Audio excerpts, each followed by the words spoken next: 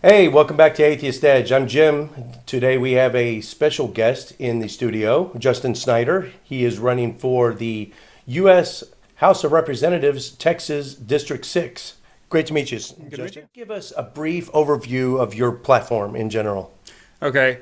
Well, I'll tell you some of the issues that I'm passionate about, and then I'll really go into the top of my platform. Okay. At my heart, I have a desire to fix many of the environmental issues that we're facing today. Environmental? Civil rights issues. I see a major problem with our for-profit prison system. Let's see, I became an activist and got involved in the community fighting for marriage equality. But I feel we have a major need to reform our immigration policy. A lot of the people that are complaining about those who are here illegally don't seem to be too worried that we have businesses, corporations out there that are taking advantage of people who are in a vulnerable spot. And ultimately, I think that they are not here legally simply because our immigration policy currently is really too difficult to abide by. Immigration. Well, from what I understand, there are people from Mexico who have applied for citizenship where applications are still being viewed from the mid-90s. Takes a long period of time. Amount of time. Absolutely. Yeah. And think about, while they're going through that process, think about the legal fees. Mm-hmm. And not only just the legal fees, but also the fees that, the filing fees and that they're having to be subjected to. Right. So, our immigration policy definitely needs to be reformed. Mm-hmm. But ultimately, at the top of my platform, so everything I told you is things that Democrats in general agree with. So one thing that really separates me and the main thing that I'm pushing on, because I don't believe that people should vote for a party. I believe that they should vote for the person. And ultimately, my main message is I'm an average citizen. I'm an average voter who has simply been fed up with the options I've been given. You weren't even intending to ever run for office. Never. You're doing this out of just a public responsibility. Absolutely. Right. Exactly. Yeah. This is my civil duty.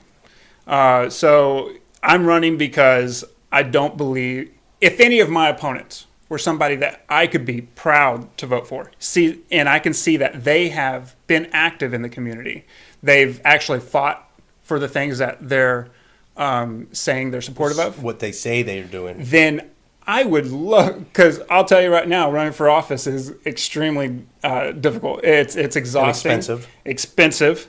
And, you're putting yourself out there that like you never have before.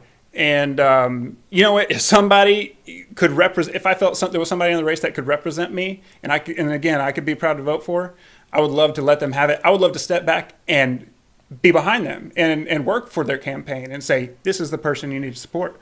But I just don't see that in the race. There's four you're going against in the primary, and that's on 6 March. Is it 4 March? Okay, the Texas primary will be March 6th. Yep, early voting is a couple of weeks before that. Oh, okay. So there's always early voting. We have to remind I never people. remember to early vote. I just go on the day and then wait in line like an idiot. Yeah, that's what I do because it's more, and I encourage people to early vote because it's more difficult to vote on election day. There are some people who may have moved, and whenever they move, they can't, if they haven't changed their address and the registration on their driver's license, they can't vote in the precinct nearest to them. They have to vote in the precinct that they lived at near previous. Yep. So I really encourage people to early vote so that they can catch the problems before election day, before the last day, and then they can either correct them or, hey, you can go in and vote. That's a great idea. And early voting early voting is countywide. So you can vote in any location throughout the county on early voting. But on election day, you have to vote in your precinct.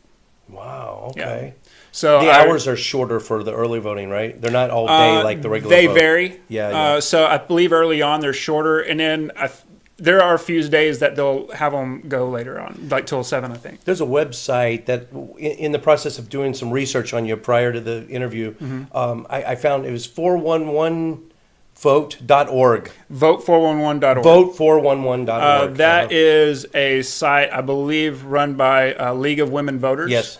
And they're supposed to be a nonpartisan group. I really like the information that they put on. They basically send candidates a questionnaire, and they have the candidates submit their answers. It's kind of a one-stop shop. You can find out all the information on the voters, on the candidates, and where to go vote. and where to go vote. It's all right there, and all the instructions. I kind of like that site. There's others, I'm sure, but there's state-run sites too where you can go. See, and that's another reason I've been active politically, is informing voters, and being active. I realized how many voters were like me and couldn't find information. People are going and voting, and do not know what they're voting for. And I asked them, well, how do you know who to vote for? And they say, well, I'll fill it out. So they're ultimately voting on what name sounds better. And the primary, what was it, 2014? The national primary? Mm-hmm. I remember being in that voting booth for over 2 hours on my cell phone, going through, because I don't know, and of course I pretty much did a straight. I was a Bernie bro back then. Yeah. So of course I voted Bernie, and I went a straight D. you mean 2016? No. Well, Bernie wasn't in 2014. Oh, not the midterm. Yeah. So 2016. Okay. 2016. Yeah. All right. So 2016, and the primaries for 2016. So I guess it was early 2016, right? Yeah. So I went mostly a straight Democratic ticket, but there's a lot. Sometimes there's not a Democrat on the ballot, and you don't know if the Libertarian or the Independent. You don't know anything about them. So I'm sitting there, at the last minute trying to do a hasty search on them. Well, you have a harder problem. So if you tend to lean Democrat, especially here in Ellis County, it's very difficult to even find a Democrat on the ballot. I know, that was the case I had in Arlington, so Tarrant County. It's a little bit, we have a few more candidates out there that are Democratic. But, it's one of the problems. So getting information out, finding information is obviously a problem for voters. It makes it extremely difficult whenever those candidates don't fill out the forms that are sent in by League of Women Voters. Then you have a blank picture and a blank information. Sometimes it's made too difficult. Now, I have heard in areas, I think it was Portland, Oregon, or Washington, Seattle, maybe? Seattle. It's all mail-in. No, the city sends out information on candidates. You can vote by mail throughout. Right. And you don't have to register yourself. You're already pre-registered. Oh, really? Everyone's pre-registered. If you're a resident of Washington or Oregon, or maybe they're both doing it, and you don't have to register yourself. They just send you your ballot in the mail. Another way Texas is behind politics. I know. There's got to be firewalls or secure systems on a government website to where everyone can just vote online. There should be a better way. I would love for us to have that ability. But I would actually like to take that a little further. I think having representatives is nearly outdated. By us having representatives, it creates an avenue for the elite to bypass the public's view. So ultimately, we have a problem with our representatives not voting the way their constituents want. Whether if a Republican is in charge, they vote consistently against the views of their Republican constituents. Are you saying get rid of the House of Representatives and or the Senate, and having every vote that comes up in Congress voted for in a total, like, Greece style, like the old Greece? In an imaginary world, I would love it to where citizens could come and vote on each bill. You know what the average IQ of most I know, trust me. Texans are? That's the only thing that would hold us back. Shit. That's the only thing that really holds us back, because then you truly do have. are these people going to read the bills? It would be knee-jerk emotional reactions. I'm So, not sure, actually, Justin. Maybe there would be yeah. a little happy medium ground in Okay. between there. Well, here's another option, and actually, this is something I wanted to implement if I had the seat. One of the things I'm doing, because I'm running as a Democrat in a very conservative district. So one thing I am telling voters is, before I told you, my issues, but I'm not forcing those on the voter. I'm not telling people that I'm going to vote this way no matter how my constituents want me to vote. So ultimately, my goal is to really get information out and hope that we can change the dynamic of the community, and as a community decide which way we vote on a certain issue. So what the platform I wanted to use for that was to have town halls. After you're elected. After I'm elected. For individual issues. And yes. Well, now, it would be a day-long thing. See, that's a novel. Why doesn't everyone do that? They have these Because agendas. they have the Oh, you power. voted for me? Oh, and that's like saying, okay, you voted for me. Now just let me take care of things. Yeah. I'll take it from here. They I be- know what you want. They believe they won the seat, so they believe they know better than everybody else. They say, well, thanks for giving me this power.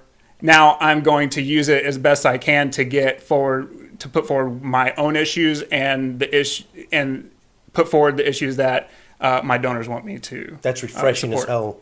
So that's an refreshing. This look. this makes sure that I'm purely for the constituent. So basically, we would go into the town hall, and like I said, this is going to be a long event. It's going to be a day long, and we'll have an itinerary of the issues that we talk about and when we vote on them, so that people can get there for the issues that they're passionate about. Yeah. So we would debate them. I would present how I feel about it. I would present which way I think we need to vote on it. And then we would debate, and ultimately the people who took part in that debate and discussion, they would decide which way I vote. So it keeps the constituent active. It doesn't let them become complacent. Yeah. So That's incredible. Of course, that would have to be, a lot of it would be video teleconference. You can't come to Ellis County from D.C. every time there's a vote, Right. So a lot of it would as be far video teleconference. whenever things are changing, on the floor, we would, I don't know if I would be able to update things that quickly. So we would have to see if there's a way for us to address that. But there's a possibility I might have to just simply vote the way we originally decided. Yeah. Or I would have to say, well, if something specific comes up, then I might have to go against the way we thought originally. Or a major issue, if you're getting a lot of feedback from your constituents, Mm-hmm. hey, I know you're leaning towards voting this way. I've got some major problems with it. You can kind of gauge, oh, this one's kind of controversial. I might need to go back home and we could do a town hall. possibly have major leaders for certain groups be at our office as things are coming up. Right. And then those leaders could tell my campaign manager or whoever's in the office which way they decide. This is, a fresh idea. This is a out of the box idea. So, we don't know exactly how it would work, but ultimately my passion is representing the people, and the only way to do that is to get them involved in the process. You'd be tired of traveling, that's for sure. Yeah, I will. It would be some hard work. I believe I would probably be the hardest working congressman in office. Right on. And hopefully other representatives will follow that model. That would be awesome. Let's get to that primary first. I want to talk about gerrymandering and why our district's so jacked up, weird looking. It's mostly, it's a pretty big district, and it's mostly Ellis County. For those of you that are not around this area, it's kind of south of Dallas and Fort Worth area. It's a strip, but then there's a portion up top that's part of Tarrant County, which is where Fort Worth is. And do you believe that that's purposely designed that way to water down the liberal vote?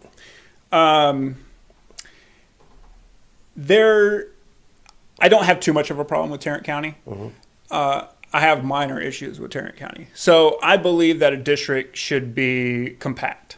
So, I love it that we have a full county of Ellis County. We have a full county of Navarro. Yeah. And then it's the portion of Tarrant that I start having a problem with. But you see why they do that, right? Well, yeah. Tarrant is a lot of liberal voters. Yeah. It's very purple. So they're diluting. They're diluting it by just putting 8 or 9 counties, taking up a little bit of it, just watering down that. So Fort Worth doesn't get that liberal vote, Okay, right? well, so districts have to have a certain population size. So, I understand that they might need to dip into the county to add a bunch of voters or, otherwise you would have a lot of very small districts in DFW. So it's not nefarious? It might not be? The part I have a problem with is that whenever they cut into Tarrant County, it's not compact. So I'll give you an instance. So I would love it if they took all of Arlington, but they don't. They cut out low-income areas of Arlington and give that to. That's what I'm saying. And they give it to Mark Vesey, who is a Democratic office holder. Okay, they take out the low-income area, give it to Mark Vesey. Now, Mark Vesey's district is extremely gerrymandered. You look at his district. There's a large portion in Dallas County. There's a little sliver that goes above Joe Barton's district. And then there's a big ball in Fort Worth. Well, what they gave Mark Vesey was the lower income, typically Democratic voting area.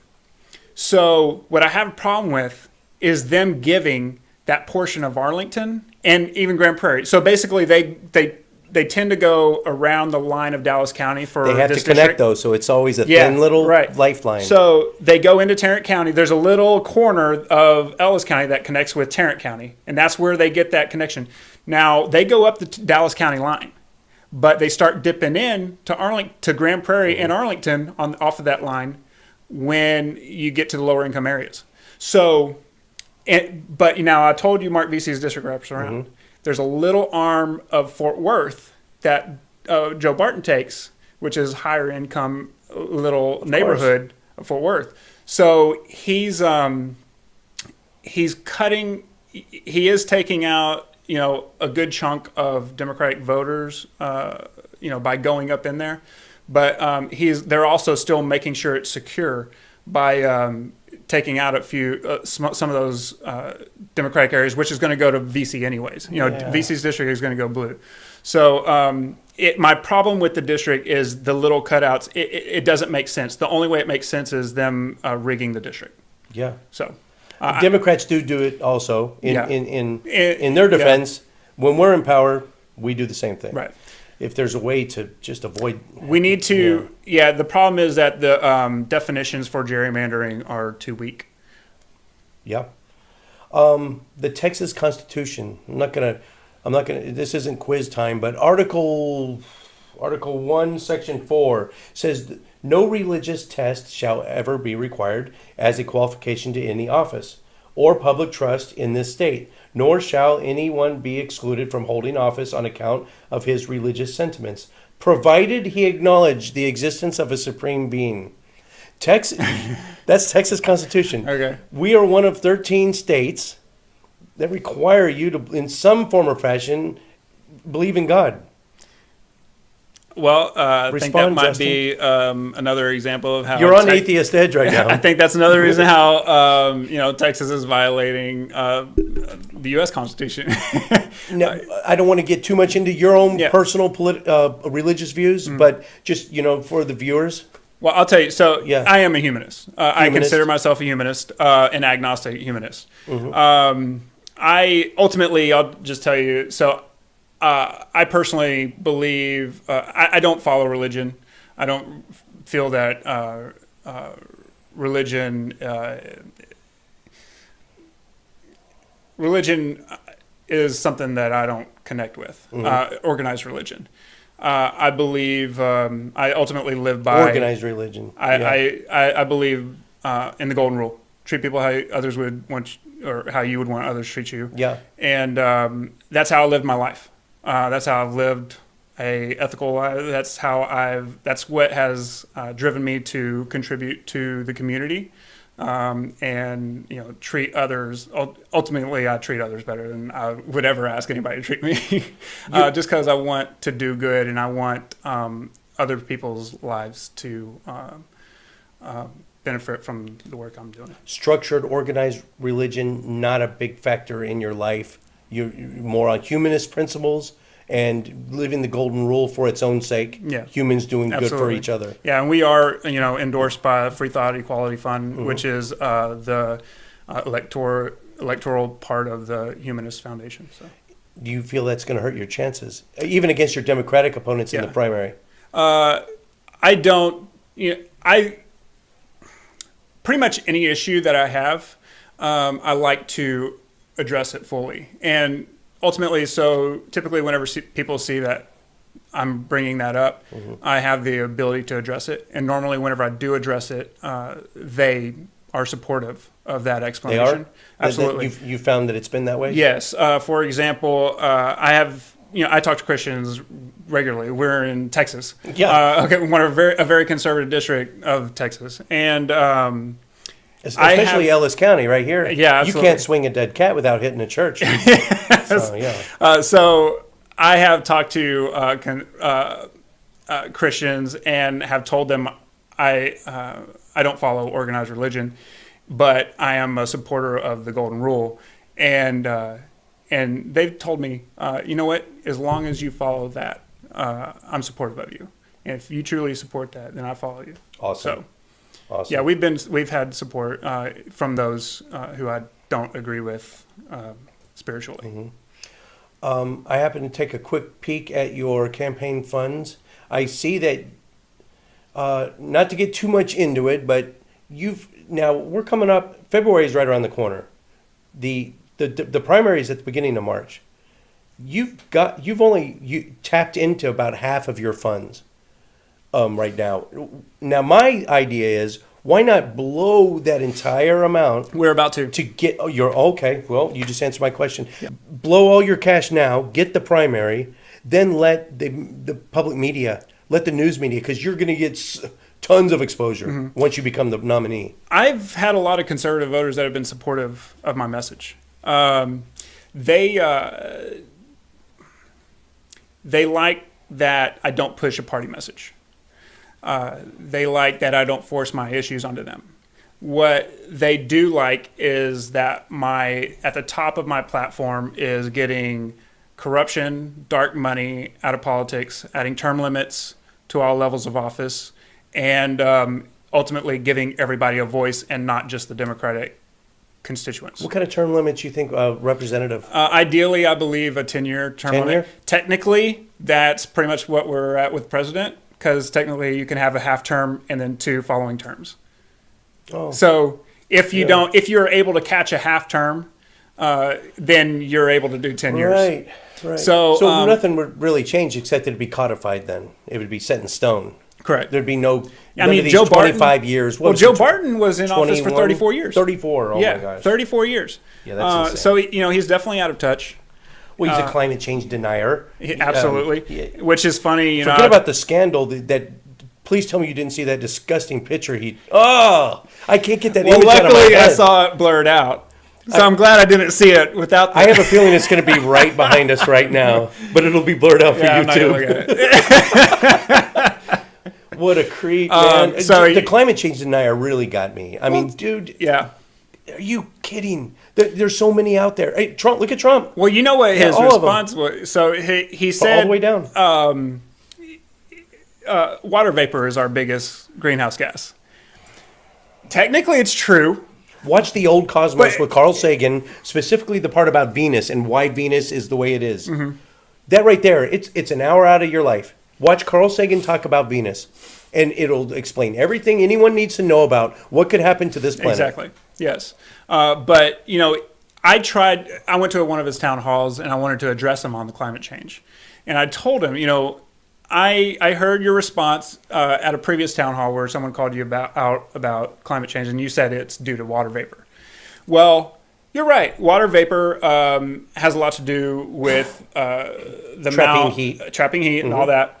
But one thing that results in a large increase of water vapor is rising temperatures. But the only thing unnatural that is happening right now is increased levels of CO2 and methane.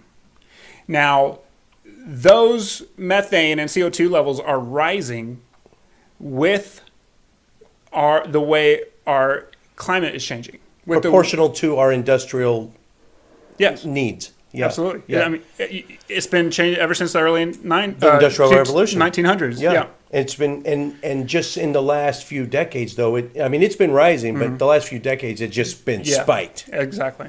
And another thing, I know you're not a vegetarian, but also in an addendum to this, if everyone was a vegetarian, everybody needs a vegetarian. I'm not one of those. I'm not one of those vegetarians. I'm not militant. I don't push it. But if we got, one of the leading causes of CO2 besides man-made, cars and factories, bovine flatulence. Yeah. If we were all vegetarians, there'd be way less cows. That's the methane we're talking. Yeah. So there's another factor. I'm not going to try to make you a vegetarian, though. Well, as I told you earlier, I'm supportive of going vegetarian. Honestly, it's just so difficult. It is. Well, the first couple months, I you know what? Even to this day, I smell a really flame grilled hamburger, and my mouth waters. Well, see, it smells great. I'm talking about more finding a restaurant that you can get something good at that it's rough. Is it's rough. Believe it or not, it's just so convenient. Believe it or not, they're out there. All right, so you're going up against 4 candidates for the primary, and you alluded to it earlier, but what makes you unique, and why do you feel, you said that you wouldn't even be running if you could back one of those 4. What is it about those 4 you can't back, or what are they not doing that they should be? Okay, so Ruby Faye ran last year. I'll start on her. Now, she is everything in a candidate that I believe that we don't need in running for office. She has, in her last election, she failed to meet the basic requirements for running for office. She failed. In what way? She missed her deadlines for her filings, every single one of them. She was 13 days late on her October quarterly filing. Now she was, I believe, 6 months late on her pre-election day filing. She was 7 months late on her post. 7 months? Yes. She How filed. did you get away with that? She filed her pre-election, her post-election, and her year of election filing in, I believe, June or July of 2017, and it was supposed to be done before the election, right after the election, and at the end of the year. My first impression of that just screams lack of preparation. She didn't know what she needed to do as a candidate. As a Marine, one of the big things about being a Marine is punctuality and getting shit done. Right. Not retroactively, right. Proactively. Another thing I see, and generally throughout all the candidates, is they talk about what they support, and it goes back to me saying before, I don't like to force my issue onto the constituent. I'll tell you where I stand, but ultimately I believe it's the constituents that should decide where the representative votes. But, they're traditional Democratic candidates. They're what we think of when we talk about politicians. I think we need more average citizens running for office. Establishment Democrats. Absolutely. Yeah. You feel like you're the only one of the 5 that's not an establishment Democrat? Yes. Without a doubt. Without a doubt. Everybody who is running right now, you would typically see it in an average race. I'm somebody who has worked all my life. I've worked in very low-end jobs up until I decided to start my own business as a locksmith. April will be 11 years that I've been in business. But I've just worked for myself. Oh, that's awesome. The only reason I even started my business is first of all, I fell in love with locksmithing. I enjoy it. I'm very good at it. And it's an avenue for me to help my community as well. Because not only do I profit off of it and I make a living off of it, but I do my charity work through locksmithing too. There are a lot of people who are in tough positions whenever they're locked out of their car. They're stranded, and there's some people who can't afford it. It's an unexpected expense. And there have been many times where I've just come out and let them in. Waive the fee? Mm-hmm. You've done that before? Yes. That's awesome. I actually did that in the last holidays, shortly before Christmas. Somebody called up. And right now I have my dad working for me. He's helping me get through the campaign and all that. But I've enjoyed working for him. And he hasn't needed a job the whole time, so I haven't pursued him working for me before. But and anyways, the guy called me up. Said, somebody recommended me to you. How much would it be? I told him, well, normally it's $75. It was after hours, after dark. I would charge $75 to unlock a vehicle. And, has it gone up that much? Last time I needed to get typically during my regular 50. During my regular hours, I charge $55. Oh, okay, yeah. So, and he just told me I don't have it. I have $50 to my name, and we decided to go and unlock his car. And I told my dad, I said, I'm going to pay you for going out and doing it. But I don't want you to charge him. So, we helped this guy out. And I've had many instances where I've done that for people in need. Who else? One of the other three. Okay, so we have Janelyn Sanchez is another one of my opponents. Now, she has by far raised the most money. She's I noticed that you are on the low end of the totem pole fund-wise. So you're against the 8 ball there, actually, right? I think Ruby might be beneath myself on the funding. Oh, really? Ruby Faye, yeah. I might have been looking at the GOP candidates. Also, Levi Shockley is in the race. Now, from last I saw, he took out a loan to get his finances. I might be thinking of the GOP candidates, and they're just, exponentially more funds. Now, if you look at the expenses that are available, or the money that's available, you'll see that we are actually on par. We're very close to what everybody else has. So Janelyn Sanchez has spent a lot of money to get the money that she has. For the Democrats. Yes, correct. Like Joe Barton, last time he ran, he had $500,000 to play with. Right? I'm surprised not $435,000. Yeah, I'd be surprised if it's not more. Oh. Now, so Jan is running on the basis of money's going to win the election. Sometimes a lot of times it does. Absolutely, it definitely helps. But you know what? You also need a desirable candidate as well. You have to have somebody that people can say, yeah, I've voted Republican my whole history. What's going to make me vote for this Democratic candidate? So this is a very conservative district. So that's something I think we need to ask ourselves. And we need to put forward a candidate that those people will say, you know what? I like this Democratic candidate over the candidate that I typically vote for. Especially in the primary. Because I don't know. The ones that show up to a primary are usually well educated. I have Republican voters say that they'll vote for me in the Democratic primary. That's Janet. Now, I compare Victoria Nyave. Do you know about her? No. Okay. She ran a statewide race at the last election. Now, that campaign was one of the more expensive campaigns in Texas for a state race. She barely won. Now, she's a candidate. I like her. I think she's a good person. She's great. But that's something that helped her. That she was a desirable candidate that appealed to us. But that much money barely resulted in a win. But the thing on that district is that district has a history of it being close. It's always within 5%, even sometimes 1%. Wow. I think she won that I think it was either 1 or less than 1% of the vote. Golly. There was that small of a difference. So if she barely won that district with that much money, and it's a small, state races the districts are a lot smaller.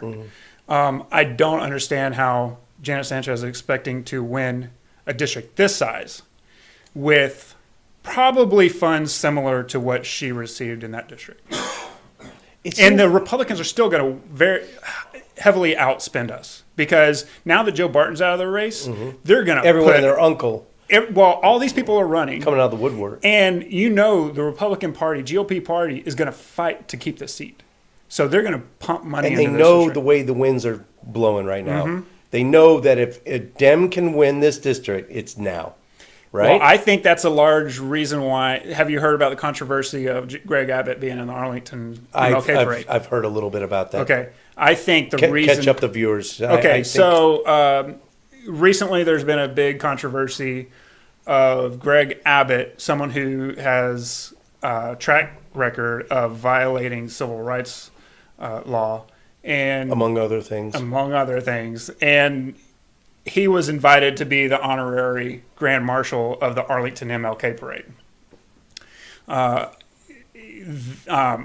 Civil rights activists in the area were extremely frustrated at this issue. So we were planning to protest the event, and my goal was to inform the attendees of the controversy and let them know that this was happening and do not see Greg Abbott as a civil rights ally. So that's what I was trying to do. But anyway, I think they tried to do that because they recognized that the black women vote is strong. And when they turn out to vote. I think they felt like if they didn't tap into that and show the community that he was an ally or make them think that he was an ally, then I think they thought that they were going to lose some Republican seats. So definitely they took advantage of that.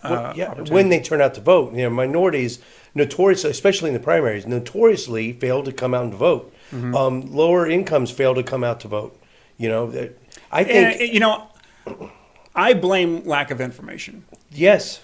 As a poll greeter, someone who was active in the last election, talking to those going in to vote, again, they felt they didn't have the necessary information to go in and make a decision. People don't know when it's time to go vote. Yep. I talk to people regularly. Yeah, I need you to go vote for me. They're like, oh, I went and voted last week. And, whatever election was going on, a month ago, there was an election. Yeah.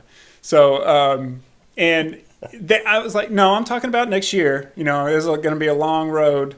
But I got to get my information out now. And they said, and then they warm up to me and they're like, oh, okay, well, let me look into it. In this day and age of social media, I think exposure, coming on little tiny YouTube shows, getting your word out there is worth more than any money you can Absolutely. have. Yeah. Yeah. You're, I don't know how many views you're going to get off this, but it's at least, at the minimum, going to be as good as talking to a town hall.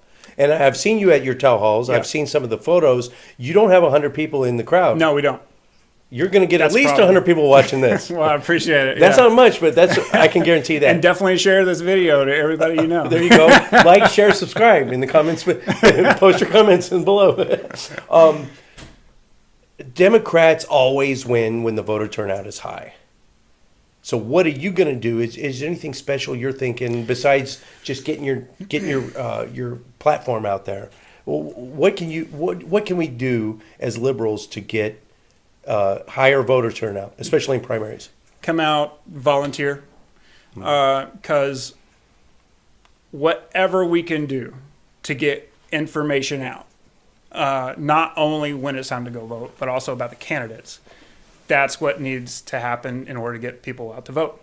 I'm guilty of this. There have been many times in my past, before I was heavily politically involved, that I didn't go vote because I didn't know what to vote on. I didn't know where to find information. I've done Google searches and come up with nothing.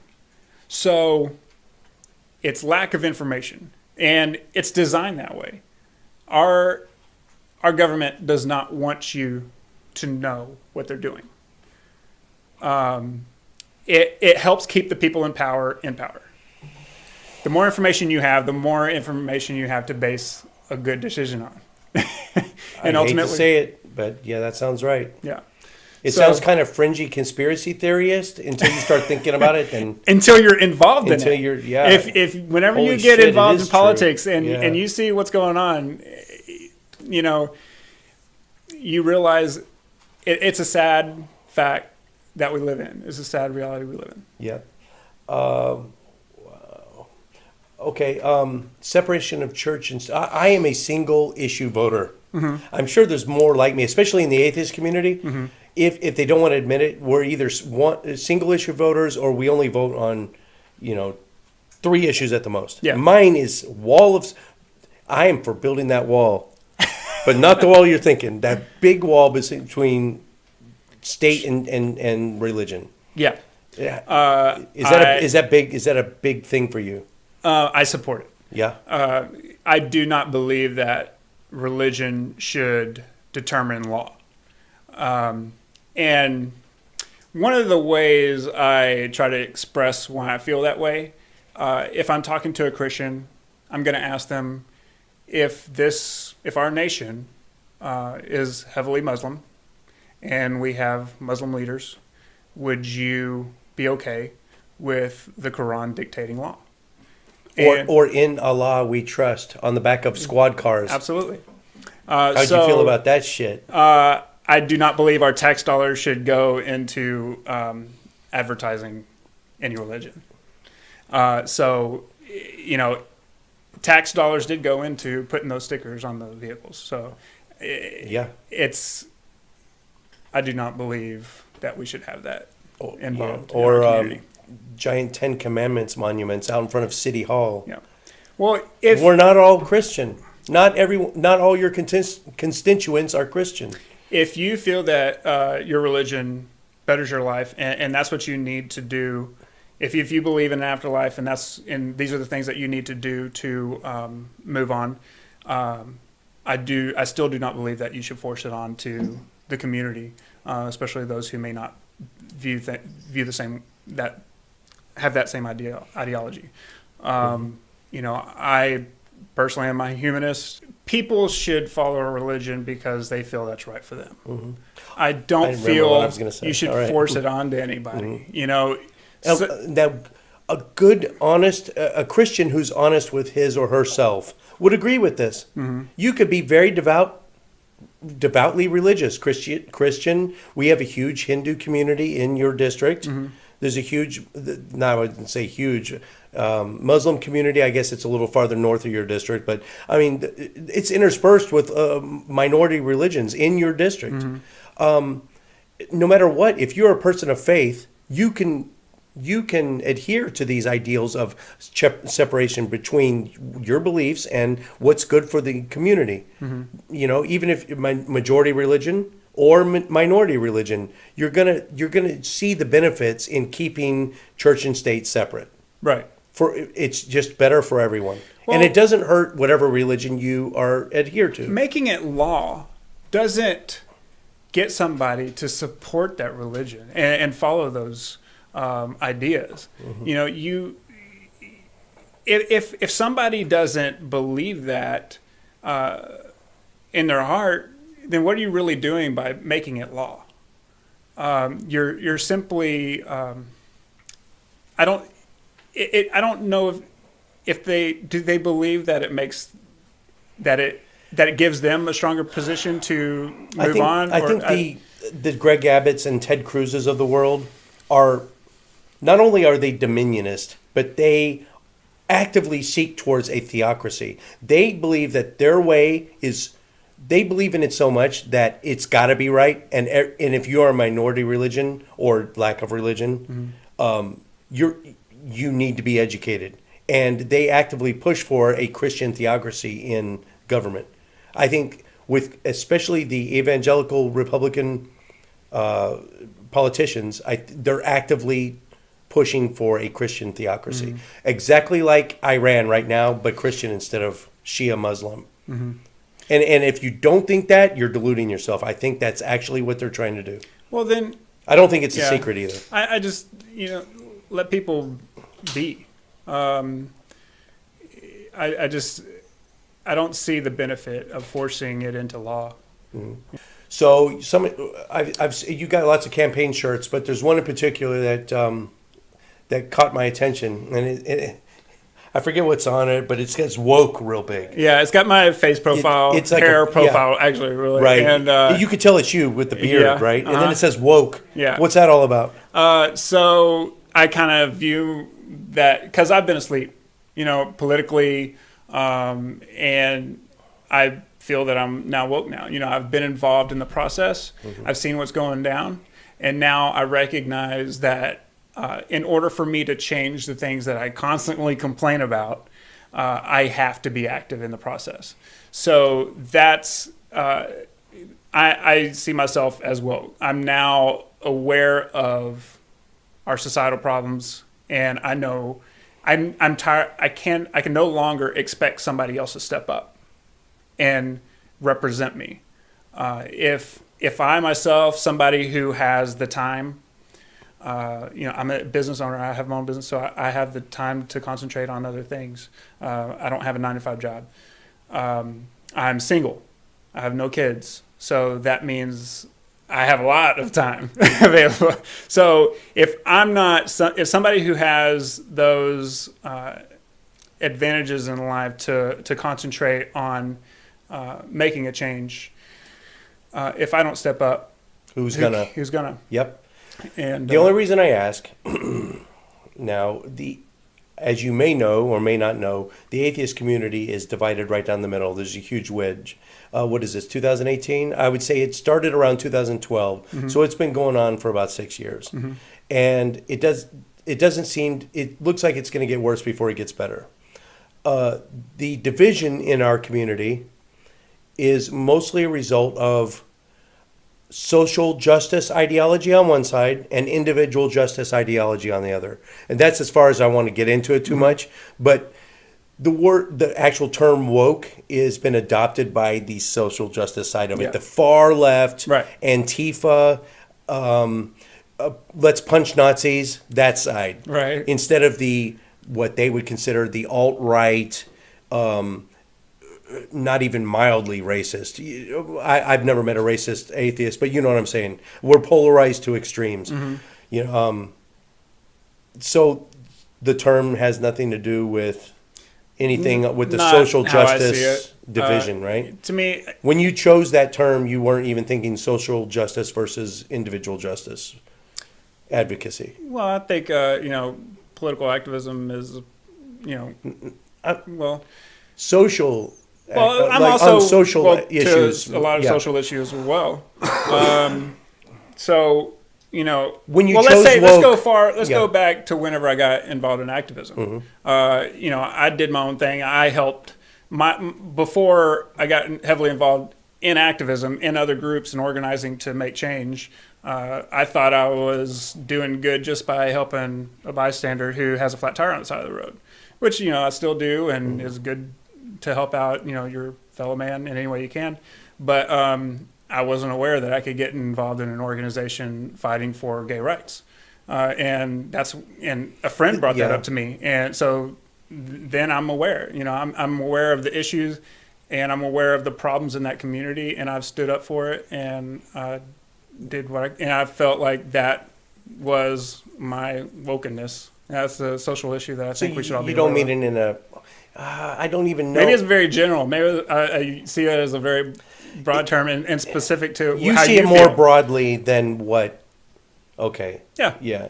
Of course, it's just a term. Anyone can adopt it, but it's adopted by the super far what some people would consider snowflakes, the ones that are that agree with let's say New York City and Toronto, parts of Washington are legally forcing the usage of gender pronouns based on, see how more extreme it can get to, where now we, instead of just maybe this many gender pronouns, now it's 60, 70 gender pronouns. And I identify as Z and Zer pronouns. So now when you refer to me in the third person, you have to talk to me instead of he and him and his, it's going to be Z and Zer and Zers. Well, I'll try. But you'll make that step. Okay. Well, you're a better man than me. And now I'll probably fail. Yeah. Multiple the farthest times, I'll go is they and their, even though I know they and their is a plural. Yeah. But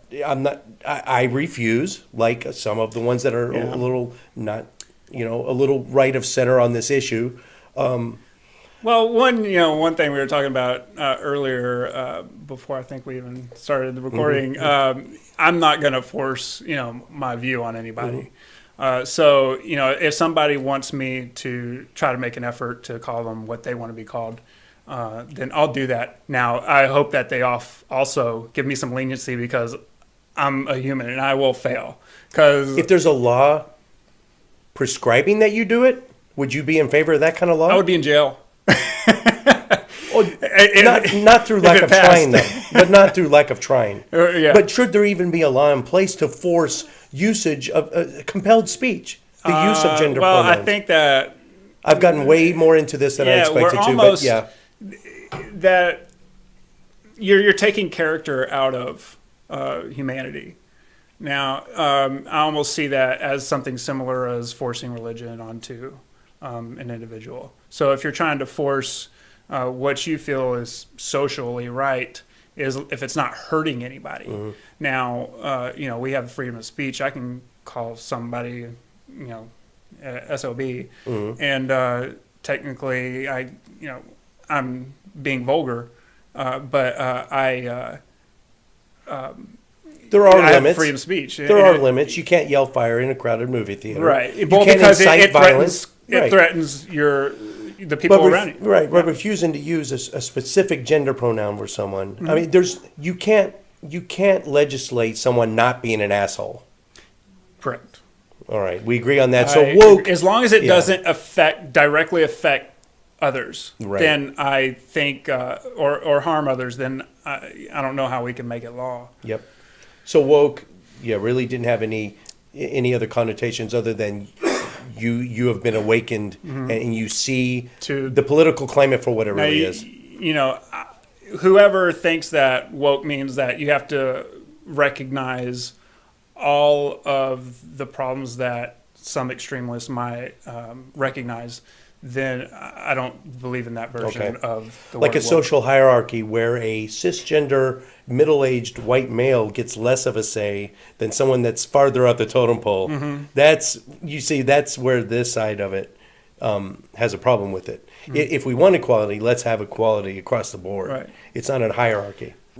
Barton he's decided to not run for re-election, and we touched on it a little bit. Do you think this is our best chance in 30 plus years to actually take this district? I was. And do you? And let me follow it up with a caveat with a follow up. Do you feel like you actually have a chance at winning? I'm going to start out with saying I thought I had a better chance with Barton in the race. I would say yes. The reason I felt that way is he has a history of voting against his constituents. Mm-hmm. He has obviously a history with a very long term. And not only do Democrats support term limits, but also Republicans and independent voters as well. So we had that. Now, so I believed I had a better chance with Barton. Now, currently, we have something that I call the Trump factor. A lot of Democrats who have been asleep, unwoke, politically. So they have been inactive. Politically, They okay, don't go. Good. They don't go out and vote when they should. They don't follow candidates as they should. They don't volunteer as they should. They don't donate. They just accept the results of the election and don't get involved. Now, because of Trump, he has angered a lot of people. And because of Trump, I think the average Democrat who has not been active previously will come out and help make a difference. I personally do not believe that Trump factor is enough alone to win this district. And what I'm basing that on is the last municipal elections. In Arlington, I don't believe we replaced an incumbent candidate. So we actually had a couple of races that were really close, but they didn't win. And we had, I thought, was a very good Democratic candidate, very good progressive Democratic candidate running against a conservative Republican candidate. Now, municipal elections aren't party base. They don't have a letter next to it, but you can tell by their voting record where they stand. Yeah. Now, bring it up might that be different point. in the, in a U.S. in a statewide or higher. It might be different. It might right? be. Yeah. You're right. But I just don't want to count on it. I think we should. We have to do everything that we can to make sure that we come up with a win in 2018, and ultimately that could very well come down to putting forward the candidate that all constituents can support, and not just expect the Democratic vote to give us a win in 2018. Did you have anything to say about any of the other Democrat candidates? Yeah, we talked about a couple earlier. Yeah, if there's any others. And actually, talking about the municipal race, that's something. So now Ruby Faye Woolridge, who I talked about with the FEC filings, she also endorsed the conservative candidate in that municipal race rather than the progressive Democratic candidate. Now, We'll say that again. and I'm basing this on a flyer that went out from Lana Wolf, who is my current city council member, and she was running against Dakota Loop, and it shows on her handout that Ruby Faye Woolridge supports Lana Wolf, who is the conservative candidate. And so, as a Democratic candidate herself, I don't understand how she can give Lana. And this that is the support. one favored to win the primary, right? As of right now. Ruby. Oh, It's Ruby. Woolridge. Yeah. Now, I think it's gonna, Ruby Woolridge and Jana. Ruby Woolridge has the history, of course, and Jana is the one that has the money. But yeah. So honestly, I really don't know how things will go in this I think you have a coming really primary. good shot. I think I do too. I think our message is stronger than anybody else's. Now, so that goes into Levi Shockley is also a candidate. Now he's come out very late in the race, and again, he's pulled out a loan for his funding, which I don't have a problem with. I just hope it's worthwhile for him. He's a really good guy, but I think his message is similar to everybody else's. He doesn't really have anything that separates him. Because he's come out so late, he's probably got, weak volunteer support. But anyways, and then moving on to John Duncan, he's been in the race for quite a while. But again, traditional establishment Democratic candidate. I feel like his message is similar to everybody else's. He doesn't really have anything that separates him from the other candidates.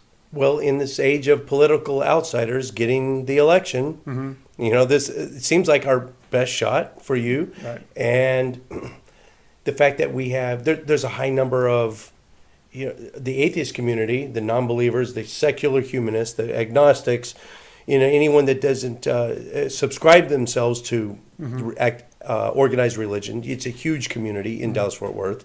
You've got all those. You've got the LGBT community. There's a shit ton of colleges, universities in and around your district. So you've got, people that are well educated that can actually look at these issues. And, is it controversial to say that Democrats on average, we're just, we think about things a little more. We're high, I would say our IQ is at least 15 points higher than. No, I personally would think so. I'd like to see a study done on that. Yeah, actually, I would I too. bet a Democrat has at least 15 points higher IQ than a Republican. Yeah, I don't want to go out there and say that Republicans might not be as intelligent as Democrats, but no, I'm officially saying it right here on Atheist Edge. There, it's done. I personally, as a Democrat, use facts and figures to determine which way I lean on a certain issue. So I hope that every voter would do that, especially looking at the environmental issue, global warming. You can definitely look at the numbers, and it should be obvious that humans have an impact on climate change. So you would think it would be obvious. You would think, but except one of the problems when the commander-in-chief tweets out that Yeah. it's once you get a cold snap on the eastern seaboard, and all of a sudden, there's no look at this. One thing I will agree, I think maybe libel laws are kind of weak in the nation. We can't hold we can't really hold Fox 4 accountable for the falsehoods that they put forward. No, because libel is against the person, not an idea. You can't be charged with libel for saying that climate change is a hoax. Libel only works against a human when you're purposely maligning them. Okay, well, has that not? You don't think that's been done on Fox News? Good point. Good point. Yep.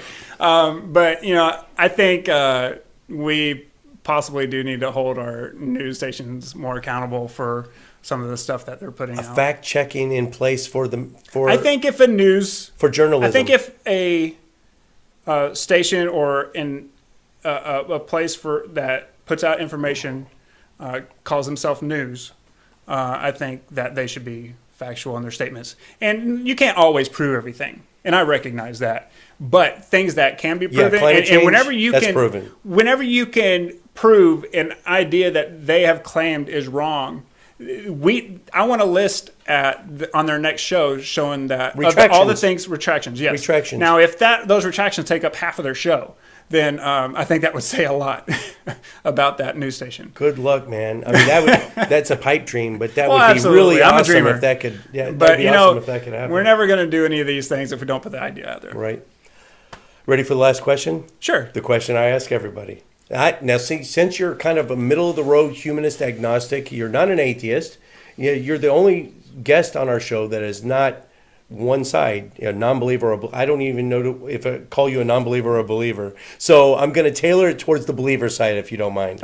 Okay. So if there were irrefutable proof that God, as he exists in the Old and New Testament, exists, the debate is over. He's here. We know, everyone on earth knows he's here. How would it change your life, and what would you do differently? I do not believe it would change my life one bit. I live my life by the golden rule, and ultimately, I don't know how I can be a better human being. Some of the things that are in religious texts go against things that I stand for. Now, if God decided that the things that I was fighting for would not allow me to enter heaven, if it was proven that it existed exactly. and hell existed, I think I would have to stand with my convictions and stay the course that I am now. I treat everybody how I feel, how I would want to be treated. And you would risk an eternity in hell for your own personal ethical to treat code? People the way I feel I should, then yes. Wow. That's hardcore. And that is intellectually honest. Last thing, I know you have probably some plugs, some shout outs, upcoming events, anything you got going, anything you want to get the word out to everybody. Well, as far as events go, I encourage everybody to go to our Facebook page. If you're local, please come out and join us face to face. Now, many of these events we're going to be trying to live stream, so if you're not local, please join in on that. But you can go to our Facebook page. It's Snider for Congress, Snider with an I, and look up what events we have coming up. We should be putting things up pretty soon. I think we're going to be doing some town halls. I've recently released a post regarding each one of my opponents, which was very controversial, so we'll definitely be addressing that. Oh, so the ones we didn't touch on, that it's all included in there? Every one of your opponents? Yeah, okay. This post that we released, there is a very long list. Extensive. It's actually a 4-page deal. So, go on our post. A lot of local establishment Democrats are not happy with it, but I felt it was something that the voter needed to be aware of in making a decision. So we'll be addressing those in our town halls. We're also going to be out block walking, so if that's something you'd be interested in and would like to give us a day, we would love to have you come out and knock on doors with us. And pole grading. is something I'm very passionate about. So whenever the election is approaching, throughout early voting and on election day, I'm going to be at the polling locations talking to people as they're going in to vote. Okay. We have quite a few supporters in Ellis County. All right. So I think we'll have people here at the polling locations. Awesome. If you want to be one, that'd be great. I'm thinking about it. All right. I think you got me. But so a lot of people don't know that you can even do this because politics down here is so low key. I know there's a line, certain number of feet from the polling area. So that's the key. So you have to be outside of 100 feet from the entrance to the location. I see them out there when I go in to vote. Yeah, they know exactly where to go. And a lot of people will yell at you, say you can't do that when you're like, no, I can. I just have to be this far away from the door. Just like the Christians that pass out little Bibles and pamphlets to at public schools, they have to be off the public school grounds. Yeah. So you all see them lined up when the kids are coming out of school. They're right on that sidewalk. Yeah, I experienced that when I was in junior high school. Oh yeah, it's still going on. Poll grading is something I'm real passionate about because, again, lack of information. In the last election, I recognized that people were so appreciative whenever I was going out and telling them who I supported and who I think they should support and why. And it's information that they're not used to receiving. It's first heard. Sometimes you're their first and only exposure to that information. Normally, before that, the only exposure they have are the yard signs that are out everywhere. And that doesn't give you any information about a candidate. That's popularity contest. Just name recognition, yeah. Yep. So, those are the things that we need to get done. If you're able to donate, we greatly appreciate it. We do need funds. You got a for yard website? signs. Our website is sniderforcongress.com. And that's where is there a donate button there? There definitely is. All yes. right. There we go. Yeah, so please come out and donate and share our page, share the video, share our post. You got a Twitter? We do. It's Snider, the number 4, Congress. Okay. Yeah. Retweet us. We appreciate it. Yes. There's a lot of people that they have a pet. Now, I personally am not too active on Twitter, No, exactly, but my campaign but- manager's got that on lockdown. When you're a public figure or doing a YouTube show Yeah. or running for public office, sometimes like Instagram. What the hell is Instagram? I've got an Instagram account. Well, see, I don't that's- use it yeah. much, but everyone has their pet social media that they go on, and to ignore it is to just exclude a big portion of your constituents. Yeah, you have to be active in nearly everything. Town hall, you got any upcoming events that you have dates for already? I don't think we have. We are trying to schedule one. We have a place that we're trying to confirm a location at, so we haven't. It's not set up yet. But it should be coming up pretty soon. It'll be on your website though, as soon as it's solidified, right? We'll try to put it on our website. Right. We're more up to date on our Facebook page. Facebook is so the I place. really encourage people to get on Facebook, and Twitter. We'll definitely put it on the Twitter as well. It's just more convenient for us to do that, and we're so busy. Now, if somebody local wants to help us out with our website and get volunteer in that form, please come up, raise your hand. I don't speak HTML. I tried doing our website. I just got someone else doing it. It's too hard. Yeah. What else? Upcoming events? I guess that does it. Thank you so much. Oh, you got one more? Well, our shirt. Oh. Well, that's what we'll flash it up here, right? Yes. Yeah. We'll have the shirts. Yeah, you don't want to know what's all been back here since we've been talking. I haven't been looking. Yeah. I got pictures of naked Joe Barton, probably. As long as it's blurred out. Hey, it has been a pleasure, Justin Snider. Absolutely. Thanks for coming down, and you got my vote. Well, good. I appreciate it. I hope I got a lot more. One down. Yeah. All right. Take care now. Atheist Edge. Walking the edge of what some consider offensive. But your feelings don't matter here, only facts. Edgy commentary on the dangers of doctrine, the foibles of faith, the bullshit of belief, the stupidity of superstition, and the idiocy of indoctrination. With razor-sharp wit, curiosity, and critical thought, we take an unblinking look at today's religions. We are Atheist Edge.